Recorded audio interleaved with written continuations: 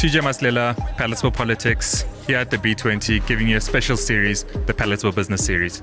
Here we've got a guest that's going to give us insight into a special initiative and also their participation in the B20. Mrs. Celiwe Ross, an executive from Old Mutual. Welcome. Thank you very much, TJ, and thank you for having me. Always a pleasure. So, can you first give us an outline as to Old Mutual's participation in the B20, why it did it, and what the contribution has been? Maybe let me start by talking about the B20 and why it's important. It really is the business arm of the G20. The G20 has been happening globally around the world for a large amount of time, where state presidents were meeting to talk about policy and policy development in the developing world. And over time, the G20 has been extended to business because business is a huge arm of making economies work. Government and business can work together to do these things. So the B20 then was started, and South Africa had the opportunity to host it this year. It moves around the world. It's going to the US next year, as many people are now aware. In bringing such a large conference together, where they bring in global leaders, global policymakers, government leaders, heads of state, etc., it's a costly exercise, and they will normally create a team that convenes a conference like this, and then they started approaching corporate South Africa to support, so that they could actually host this conference, bring people across, bring speakers across, but also physically have the event happen here and showcase our beautiful country. And we were one of the corporates they approached, and we decided to support it with a sponsorship. And I assume this is a perfect example of how the state and business can work together towards creating a conducive developmental state. But now, when it comes to the contributions in terms of content, lived experiences, what was Old Mutual's contributions to the... Oh, also, which task force? Let's start there. Which task force did you guys participate in, and what was the contribution? I think that's a great question. So they typically organize the summit and the work ahead of the B20 into a set of work streams. There were 8 work streams that were talking about different things. Some of them trade and infrastructure, energy security. We were on the digital transformation work stream. And essentially they brought together a number of business leaders, many of them CEOs with a big day job, to take on the recommendations from the previous B20, which was in Brazil, and continue on those discussions and also the implementation plans for this year's B20 in South Africa. So a lot of it is about the ideas that were generated, the plans, the policies that need to change, but also the implementation steps to make sure that there's continuity and that the work that's done in every task force sticks. What then happens is the 8 task forces put together a set of recommendations, and they hand those over to the G20 to say, hey, you as government leaders, here are the things we believe you should be discussing, here are the policy reforms we need as business, etc. Why digital? Digital transformation it's a business imperative. It's a necessity. I don't think that there's a business today that actually isn't digitally transforming. And fundamentally in financial services, it has become about I would say an accelerated pace of delivering on that transformation, because customers are dealing with all sorts of consumer goods in a digital way. You probably buy from Uber Eats, or you order from Checker 6060. It's how people are used to doing and interacting these days. And as financial services companies, we cannot remain in the dark ages of filling out forms in triplicates and handing them over and passing them through. And particularly in an industry like ours, in insurance, where people trust us with the money that they give us on a monthly basis. And when the unfortunate happens in their lives, that trust has to be repaid by us obviously fulfilling on the promises that we made to them, and that has to happen in a really swift way. So being able to digitalize processes, particularly for customer outcomes, is a big thing and an important thing, and I think is what's going to keep the financial services industry relevant. It's common across all financial services companies around the world. Speaking of customers, you guys did an approach that was unique from all other businesses' contributions, which was getting the voice of the people, which is this book right here, guys. Firstly, can you tell us how or where we can find this for those that are at home? But secondly, what was it about? So we developed this concept called Agile Voice. we felt that sponsoring the B20 wasn't enough because, there are a couple of thousand people here in person attending the B20 from all over the world at the Sandton Convention Center, and we happen to be one of them. There are many other businesses that are here. But we just felt that the conversations that will be happening in the B20 are actually going to impact the lives of all South Africans, whether it is a small business owner, a young person looking for a job. The conversations that happen in the B20 have a direct impact on our economy and on a number of policies and reforms that come into our country as a result of decisions that are made here. And so we felt it important to create access to people, to use our seat to just multiply to the millions of South Africans that are out there. And we created this campaign called Agile Voice. And over the last 5 months or so, we have been everywhere. We partnered with a social media influencer, Jax. She went on campuses. We went into music concerts and any place where people gathered. We did it with our staff as well, so got the insights of our staff, where essentially we said, here's your opportunity to share with the B20 what you think is relevant to you. So the 8 task forces, great job. Thank you for your contribution. But actually, let's hear from regular South Africans about what's important to them. And they had the opportunity to send us a voice note, a video, a typed up message. And we did it in a way and in a place where people interact in general. And that was largely in social media. So we just leveraged our Facebook page. We created a WhatsApp channel, and South Africans added their voice. What were 2 of the most contributions that, touched you or inspired you? At our stand downstairs on the first floor, we're playing the video that we ended up shooting, combining some of the voices that sent videos and some of the themes that came through. I think just that, like seeing it come together, this is something different. Like we've got nothing to gain from it as a corporate. This is not one of those sorts of things. It's just saying that we know that South Africans have a sense of agency and urgency. And we know that South Africans love to contribute. Like if you think about the youth uprisings of June 16, for example, those were South Africans who took their corporate citizenry into their own hands. And they said, you know what, we want to be active citizens of South Africa. We have a voice. We're going to stand up and march against what we believe is an injustice. That muscle is ingrained in all of us as South Africans. And we just wanted to use this opportunity to say, hey, you're an active citizen. You want to say something that matters. Use our platform and our podium. 5 months ago, we didn't know how we were going to do it. We didn't have the WhatsApp channel. And many of our media partners have been very gracious in helping us spread the word, helping me wherever I had the opportunity to be able to speak, and many of our other executives on what we believe is an exciting and a meaningful campaign to provide access, to democratize access to something that's really important. So the book is printed, B20 is done, recommendations are in. What's the next step? So the immediate next step is we have collated the voices of all South Africans into a book that we want to present to our president today. So I'm on the lookout and I've been sent. I'm going to tell him, President Tumamina, I'm done. Here you go. Listen to what your people have to say, and he can read that at leisure. So that's the big idea today. But it doesn't stop after the 2 days of the B20 for us. We really believe that the voice of South Africans and of Africans is important. Like storytelling is a big part of our culture. As Africans. So how do we start to tap into that to help South Africans or involve South Africans in the most important and critical conversations that are happening in our country, in our continent, and in the world?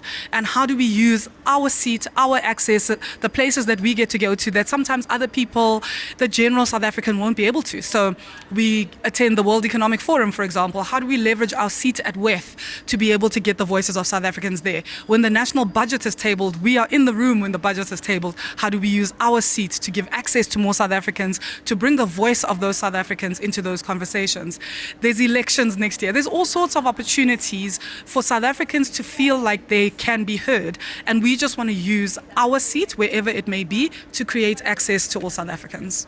Thank you. Thank you for making time. Thank you for a wonderful initiative. And we will definitely follow up with you guys on the progress, the impact, and also not just of the initiative, but also B20, G20. And once again, thank you. Have a great day. Awesome. Thank you very much. Thanks for having me. Palatable Politics, like, subscribe, share. Palatable Politics, back with our special business series.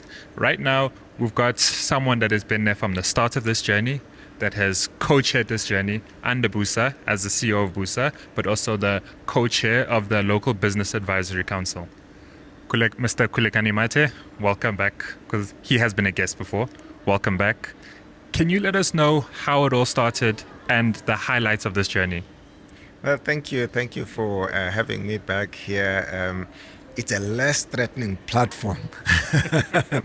So as you know, the G20 presidency rotates, and when it was confirmed that South Africa is next to hold the G20 presidency, it meant that a business organization has to take the B20 presidency. And so being the largest business organization in South Africa, that responsibility fell on us. And we started right away working with Brazil during their presidency to try and understand what it all entails. It was daunting. We got to visit Brazil and see their summit. It was really daunting. But what really helped is that the Brazilian CNI, which is a BUSA equivalent from Brazil, shared all their notes. They prepared a handbook, a step-by-step of do this, don't do this. What we've done is we've adapted that, obviously, for South Africa and Africa, but that has been a huge help in just getting us to this point from a preparation point of view. The working with government. I know you guys have done it before. I know there was 100 CEOs initiative, and now there's this. The relationship between business and government, is that something that is growing, and is it growing in a way that is going to produce tangible fruits, or is something that's going to change the lived experience? So there is the formal partnership with government, a business and government partnership that you have referenced here. But there are many points of interaction between government and business, and this is one of them, because of course, as we were holding the B20 presidency, the government was doing the same. Now the official, so we had to interact with government quite a lot, exchange notes. In September, when we concluded our work where we developed a set of recommendations, we took those recommendations to government officially, and that helped because between the period September until now, we have been engaging a lot. And what we found, certainly in South Africa, our colleagues around the G20 community have been doing the same with their governments. But what we found in South Africa is that there was actually a lot of alignment between what came out of the B20 and what the different working groups on the government side were deliberating on, and hopefully it all makes it to the final declaration. And so I think the partnership that you referred to was helpful in also just working alongside each other on this journey as well. Those are the positives and the highlights. What have been some of the difficult and tough times of this journey? Actually, in relation to, us BUSA as organizers of the B20 and government, there haven't been any difficulties, I have to say. But of course, this is not just about South Africa, right? We are doing this on behalf of the entire G20 community, as does our president on behalf of the G20 community on the government side of things.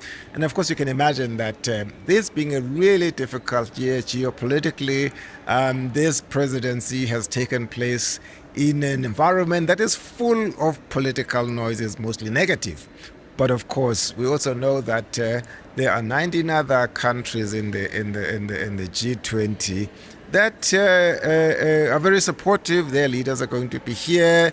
They are participating fully in this process. And so, yes, there have been noises, but I think by and large, a sense that in the sort of global economic architecture, the G20 remains an important platform that needs to be leveraged, given especially that in the current year where we are, the major institutions of the world have actually downgraded the growth forecast of the global economy. That says that we need something to really propel the growth of the global economy. So this platform is central to this. This is a platform that was created during moments of crises, way back 1999, 2008, and this platform has helped the global economy navigate those difficult times. And so we're going through a difficult time, as I've said, and this is a platform that should be leveraged for that purpose. The relationship between global north, global south, and the whole discussion of inequality, which is something the president has put forward, whether it's inequality, global debt of states. What is business's contribution towards solving that problem and helping the global south grow more? So I think one example I'd like to use is that, which kind of begins to indicate that much as there are differences, but there are also areas where we are at one. So if you take the issue of youth unemployment, it is a particularly acute problem in South Africa, Africa, and the developing world, but it is a problem in the developed world too. And so we all recognize the fact that we need to build economies that are inclusive, that actually give opportunities to young people to contribute to that development. Now, with Africa being such a young continent, that is an opportunity. It's an opportunity that we have to train our young people on the African continent, free them to go to the rest of the world that is facing a different problem, a problem of an aging population, to go work there, thus contribute to the growth of those economies, learn valuable skills that they can bring back to the African continent. So there are challenges, there's no doubt about that. But as we think about solutions to these challenges, you find that we are much more connected than we're not. I mean, we talk about the need to transition to greener economies, right? More sustainable economies. What the world needs to transition their economies, especially from an energy point of view, the resources that they need sit on the African continent, by and large, right? So their own need can be met by the African continent. And so the conversation changes. How can we use that to the benefit of the global economy, but to the benefit of the African continent? How can that propel the growth of the African continent and address these perennial challenges that we're talking about? And so the list goes on. I mean, if you think about it, for us here in Africa, we have the African Free Trade Continental Area of, that. Now, the interesting thing is that, statistics are bandied about in relation to how little Africa trades with herself, right? In order to address that problem, amongst dealing with the protocols and dealing with all of those things, we also need to deal with the hard infrastructure, right? And so, some of the recommendations that we've come up with here, which are embraced by businesses from across the G20 communities, has to do with infrastructure investment in industrial infrastructure, industrialization infrastructure, investments in energy infrastructure, investments also in agriculture systems and so on, and those value chains. So infrastructure investment, we have a much bigger deficit as a continent, and so this particular recommendation suggests that taken up, if capital is freed, investment on the African continent in infrastructure will propel forward the growth of the continent and make the promise of the AfCFTA become a reality. Now, there were 30 recommendations that's been handed over to the G20. What next from here? So we were very clear when we took over from Brazil that we did not want to host a talk shop. We also did not want to invent the wheel. So we looked at what has been done in previous B20s in terms of recommendations that were discussed, and we said, what value can we add here? So part of the value that we've added is we actually looked at how can these policy recommendations be implemented. So you will find in our papers a lot of suggestions of actions that need to be taken. In some instances, we go so far as setting the KPIs. We identify institutions, global institutions that should take the responsibility, one, of championing those, as two, of tracking whether they are being implemented. Because we felt that it just doesn't help to have a talk shop and then when it's done, you kind of move on. So that's our value add to start with. And secondly, some of those are of particular relevance to South Africa. And so we need to have a conversation as South Africans at the end of this, when our visitors are all gone, etc., and we've probably have had some break and some rest, to then say, okay, how do we take the recommendations that have come out of here that relate to South Africa in particular, how do we implement them?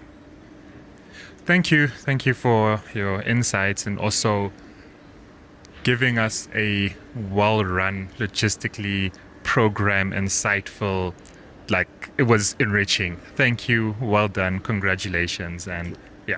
Thank you so much. Appreciate it. We've got a guest now that's been part of the process, not only of the B20, but a number of the committees, working groups. And to give us insight is none other than Dr. Philani Mthembu, who's an executive director at the Institute for Global Dialogue, not the National Dialogue, the Global Dialogue.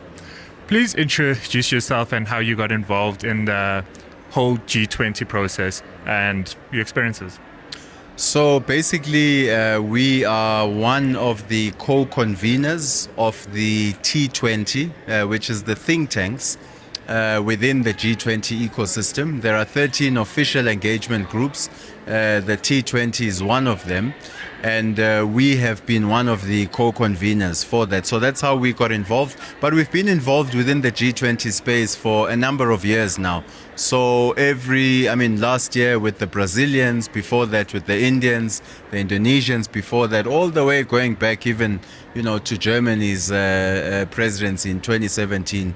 We've been quite active within the G20 space and obviously working a lot with think tanks and research organizations within the G20 countries.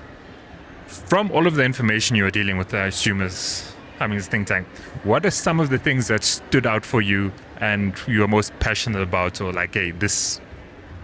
Look, I think this year South Africa has introduced a number of important initiatives. One of those being the importance of tackling the debt situation, tackling illicit flows, tackling the cost of capital. But also importantly, I think we introduced key thematic areas such as your critical minerals, looking at them from an African perspective, not just about having access, uninterrupted access to critical minerals, but actually working with business to produce closer to the source of extraction, thereby creating jobs for Africans. And I think this is an important part where Africa has an opportunity to decide and to shape where it fits in the global value chains. And I think that's been an important imperative that South Africa has brought this year. So, obviously there have been thousands of businesses, organizations, and the 19 countries that contributed. A lot of them are somewhat also responsible for the debt or the inequality or the extraction. What has their take or angle, what has their posture been around the discussion around debt and bringing manufacturing closer to where the minerals are extracted?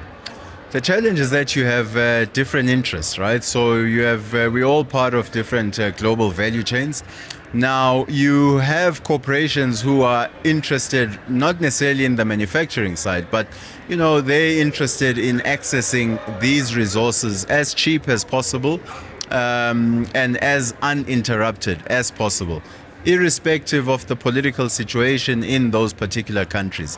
But I think one of the important things is that that kind of approach may actually hurt their interests going forward. So you have obviously perspectives from producer countries when it comes to these critical minerals. You have perspectives that come from countries that just want to access those. And what we've been pushing is the perspective of a country that is trying to build regional value chains. So we've obviously brought the African dimension in quite strongly and wanted to reshape and reposition ourselves within that global value chain. And sometimes that means having an engagement with countries, but also with companies that historically have been part of exacerbating the challenges that we face. And we've been saying you have to be part of the solution if you are actually to be able to sustain your activities going into the future. So I think that's been quite interesting.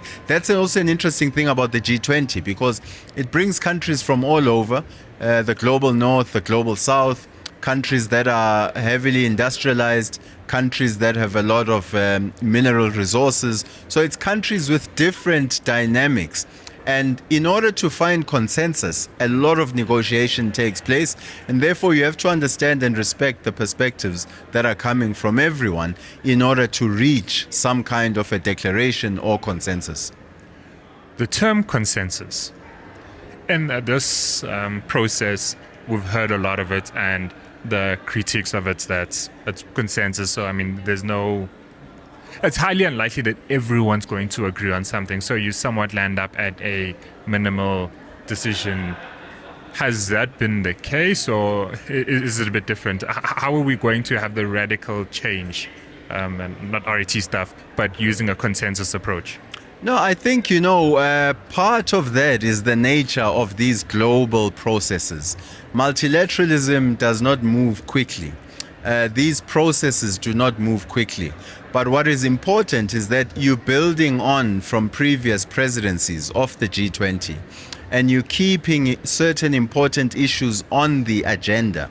The country that holds the presidency also has the ability to initiate certain new processes. So South Africa, for instance, commissioned various reports reviewing the G20 at 20, but also looking at the nature of the debt, crisis globally, looking at the cost of capital. Some of those initiatives are not part of the negotiation processes, but are able to elevate certain issues that may even impact subsequent agendas. So I think the reality is to stay committed. Some initiatives may be presented during South Africa's presidency, but implementation only takes place maybe in a year's time or even in 2 years when the British take it over. So I think international relations is about remaining committed to those priorities over a short, medium, and long term. And that's how you see change. It takes place slowly, but as long as you continue to steer the ship in the direction it has to go, I think that provides, positive impetus. And you've participated not only in the G20 processes, but also in BRICS. How would you compare the two? So, G20 is a different animal because, of course, it's 20, at least 19 countries and 2 regional bodies through the EU and the African Union. BRICS itself, I would say, has been undergoing dynamics. It was, of course, with the original, 5 countries, a much more disciplined agenda, I think focused in terms of the reform of international financial architecture. Of course, over time, the agenda has also spread. I think also within BRICS, what we've seen in recent years is an expansion of engagement groups. So we've got think tanks increasingly involved within BRICS. We've got civil society organizations, and we've also got various youth structures. So we've seen BRICS democratizing its structure, being more inclusive in nature. But also in recent years, we're seeing a lot of interest in new countries wanting to be part of BRICS, whether as dialogue partners or as full members. And so I think BRICS is undergoing a transition where it's managing new membership. It also works on a consensus basis, similar to the G20. So no country can essentially get its way without getting consensus from others. So similar in their modalities, but I think BRICS, having been essentially driven by leading countries of the global south, I think the agenda in recent years has been more cohesive in terms of the reform of the international financial architecture. The G20 has countries who, of course, have been at the helm of institutions like your Bretton Woods institutions, your World Bank and your IMF. You may consider them more status quo powers, and they having to share the space with countries that are seeking to reform the international financial architecture. What are some of the outcomes you think or you expect to see that will be tangible lived experiences from this process? Well, the first thing I think in terms of tangible, we see the sense of urgency within South Africa, right? When you're preparing for such a major international engagement, it really shows, it means that the state and everyone in society has to up their game. And so we've seen, sometimes with a bit of cynicism, we've seen, cities like Johannesburg upping their preparations, getting ready to host, the delegations from around the world. I think what that shows us is that we have the capacity to actually up our game. However, the importance is sustaining that sense of urgency beyond these major summits. And so I think the most important takeaway is, yes, there's been a lot of injection in terms of tourism, in terms of expenditure from all the different working groups, the engagement groups who have been hosting delegations from around the world. So that in itself has injected income into the economy. But I think the important thing for us is that we maintain the sense of urgency within the state to deliver the type of services that we were delivering in order to host this summit successfully. Agreed fully. In closing, the posturing of the United States and President Trump in particular, how has that impacted the work and also how other countries are treating this G20? I think strategically from the side of the US government, I think it was a mistake for the US to boycott the summit. Remember, the US has been actively involved in the different engagement groups. US businesses are active in the B20, US think tanks are active in the T20, and all other engagement groups have had active participation of the US. So it's not that the US has not been here. By boycotting it at the government level, the US has isolated itself. So rather than isolating South Africa, it has isolated itself. I think South Africa has to look at that. Of course, South Africa would have wanted the US to be there. However, with the US's absence, South Africa has to continue to work with the countries that are present and will be present during the summit and try to deliver a strong leaders' declaration in the absence of the US.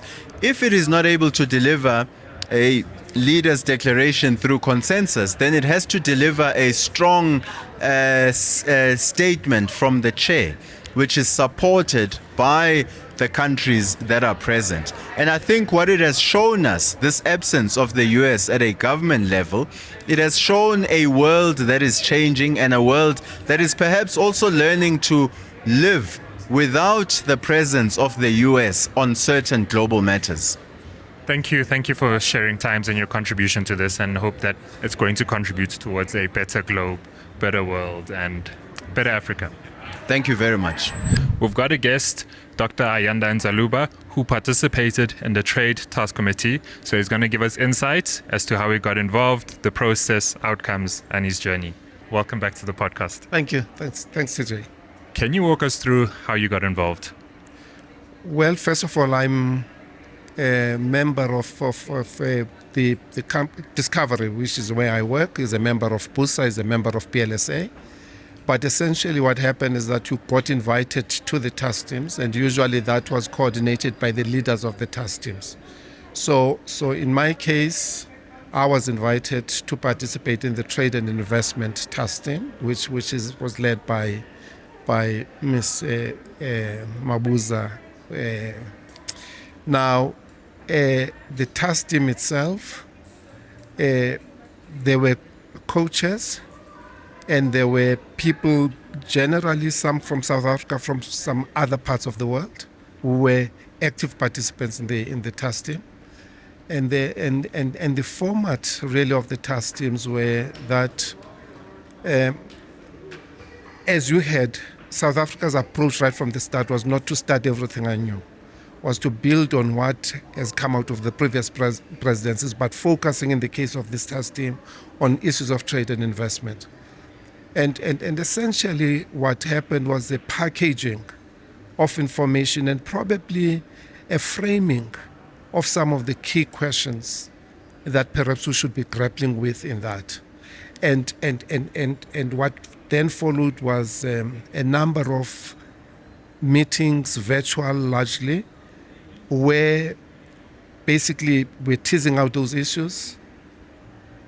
Position papers would be framed on the basis of the discussions, meet again, try to see whether in fact there's consensus forming around some of those critical issues. So it was a very iterative, engaging process.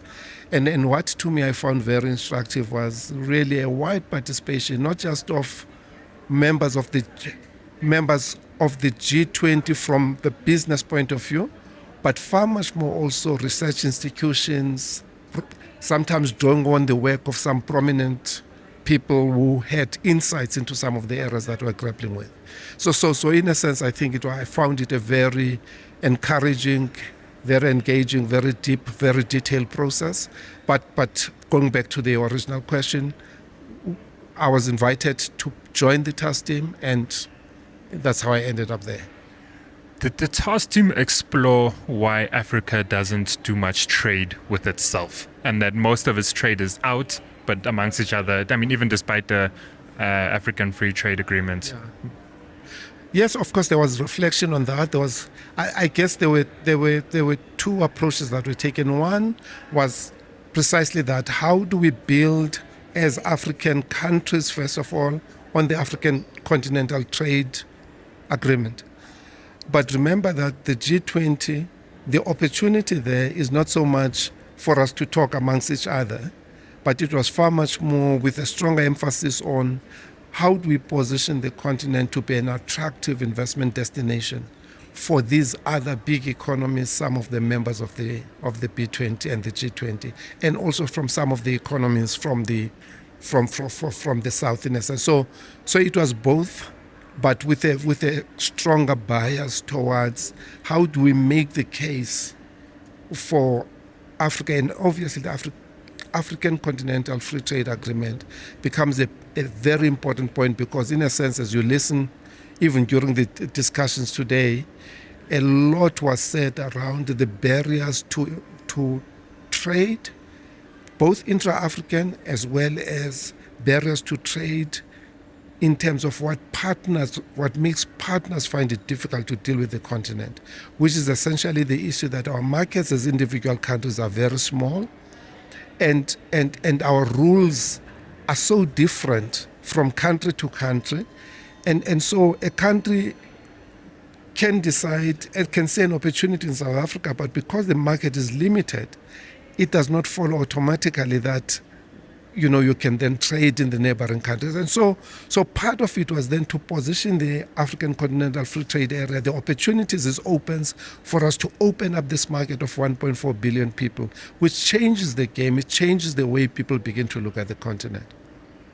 Now, tapping into your past and your time in Turco, how would you use that experience there to try and align to deal with these issues of the barriers to trade and just have a more united outlook and way of working?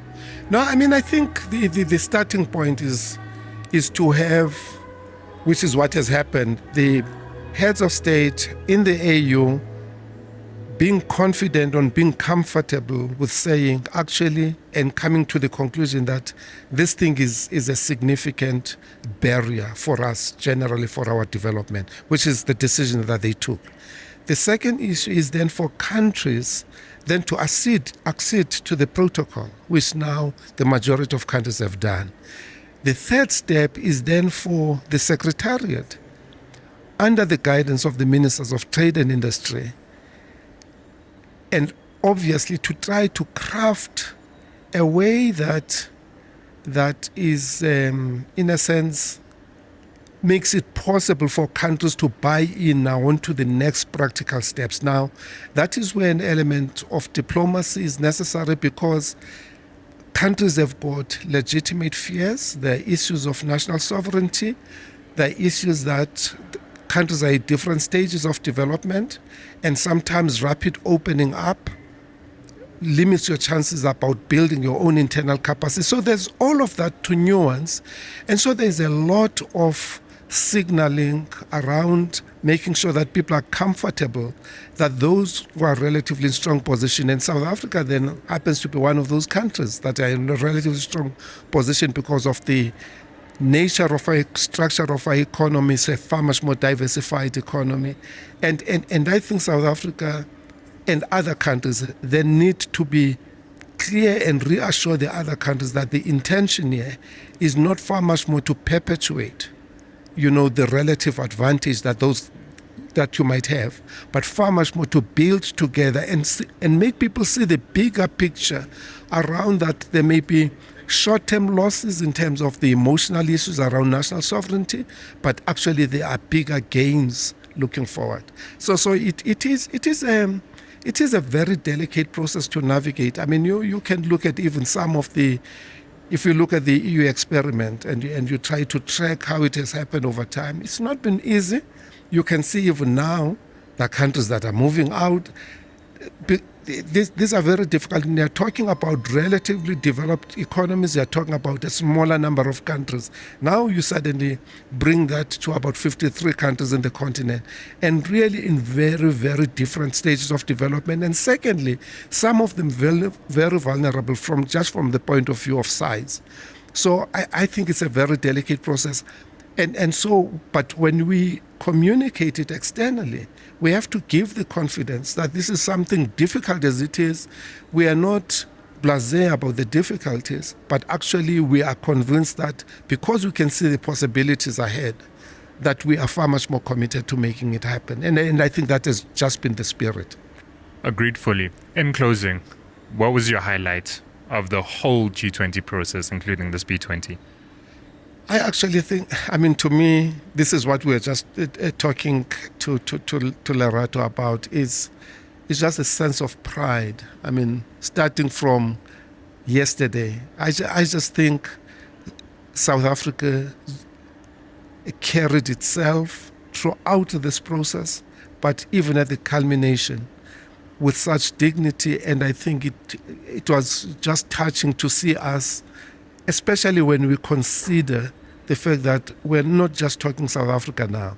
This is the first time this is on the African continent, and we're projecting a confident face of Africa to the world. And I really think that to me has been just these past 2 days, and obviously the culminating point just an hour ago. So it's, to me, I actually think, because in a lot of these things, there is substance which is important, but there's also symbolism. There's also breaking stereotypes. And I think that is important, especially in the current global environment. Thank you for making time and contributing towards making the world and Africa a better place. Thanks, TJ. Guys, like, subscribe, share, comment below, and let us know your views. Palatable Politics. It's TJ Maslela, and this was a special series of Palatable Business series covering the B20. The B20 is done. 30 recommendations are going to the G20. What do you think is going to happen? Let us know. Comment. Do you think we're just a talk shop, or are businesses going to see a real change in the lived experience? Palatable Politics.